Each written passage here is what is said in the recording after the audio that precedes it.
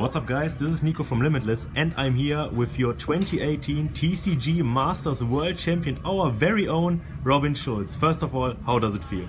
Great. Okay, that was a very long and detailed answer, so Robin wants to quickly get into talking about how we prepared for this tournament. So how did you prepare the weeks or maybe even months leading up to the World Championships? Yeah, for the 3 weeks before Worlds, we met up in Norway at the Court's place and basically just tested all the time. And it was apparently helped a lot. So you said you prepared a lot for this tournament in particular. How do you usually prepare? Do you always take multiple weeks to practice your deck, or do you just play decks and then make up your mind for the deck you want to play shortly before the tournament? So how does your usual routine go? That was a one-time thing for Worlds. Usually I just play a lot of decks online, and if I like the decks, I play them against Philip or against other team members, and then pick what I like most. Okay, and as some people may know, I mean, of course, you are a well-known player in the Pokémon TCG community, but a lot of people may know that you haven't had the best kind of top cut placements at regionals or international championships this season. Did these not top placements help you in developing a certain mentality or a certain view on the tournament to perform so good at Worlds? Don't think so. I just did nothing different than usually, and just kind of worked out this time. Okay, so then let's get into the tournament in your list. Your list is pretty interesting. The first thing that people will notice is that you don't play any Ultra Balls. What's the reason for that? I just don't like Ultra Ball and Zorak decks. But these cards are very painful often, and especially turn 1. When I played a lot of Zorak this season, and I always was like, let's just cut some Ultra Ball, put in our stuff, but you never could do it. But in this deck, actually you can play Treasure, because a lot of times almost all your targets are Psychic Pokemon. So in a deck like Zoropod, I wouldn't put in Treasure instead of Ultra Ball, but I think in this it makes a lot of sense, and it helped a lot. Okay, and another very interesting card, or very unique card that's in your list, a card that's been popularized by your brother, is Town Map. So what's your reasoning behind Town Map?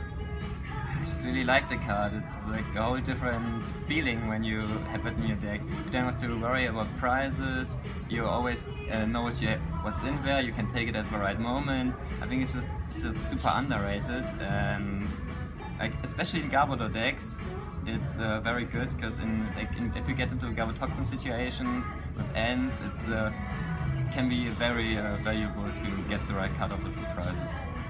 So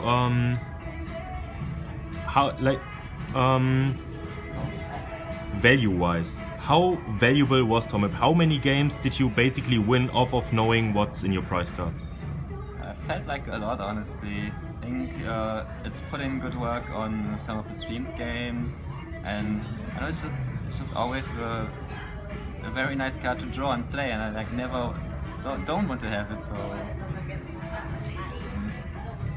okay, then okay, then other cards in your list, for example, are that compared to some other Zoro Garb lists, you decided to only play 1 Garbotoxin, whereas some people still stick with 2. Do you feel that 1 was definitely enough, or did you sometimes wish to have a second one? I think 1 is fine because of the Town Map and lists without.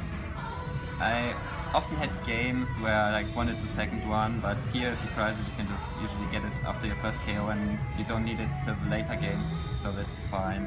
And if your opponent knocks it out, that's usually not really a problem. So yeah, I think 1 Garbotoxin, even though it's one of the most popular cards in the deck, it's always needed. And then last but not least for the Pokemon, Katana. Katana is basically like a very preference dependent card. A lot of people play it, a lot of people don't. would you ever consider not playing Katana in your deck, in your Zorogab deck? I mean, I don't even play Ultra Ball, so I can't actually search it out and still play it. But yeah, I think it's very good. Like it's basically an E-hammer, but it gives you plus 20 damage, and it has Reduce attack, which can be really good. Also, against Buzzwole decks, for example, you can just take a prize with Blade, then take some damage, then shuffle it back in, and then since you're at 5, you can then take KOGX and play one Sledgehammer that way. I think it just has and you can rescue Stretcher for it to get a recycled E-hammer. It has a lot of uses. Yeah, I would not cut it, but it's not the most important card in the deck. Okay, so I mean the rest of your list is fairly standard, so let's get into your tournament. How did did you have any very memorable matches from the day, or do you just want to tell us what you played against? Just tell us about your tournament. And honestly, a lot of my games were just my opponents drawing really bad. Like probably got like at least like 4 free wins in the doing the game wise, not match wise, in the Swiss rounds. And I think the closest games were actually a top 8 and top 4 match, which were both streamed. The other games were like all pretty one-sided because like just better draw. Okay, and I mean it's basically a question that everyone gets asked when they win a tournament, especially the World Championship. But in your opinion, what is your advice on people to win the World Championship or to do well in general? You can't really expect to do well at a given tournament because it's still like a lot of RNG.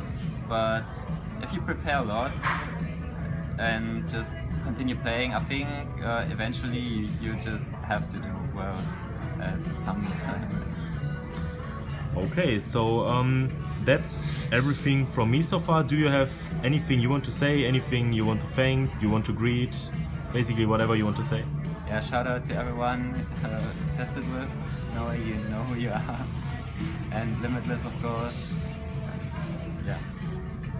Okay, thanks you and good luck for your next season.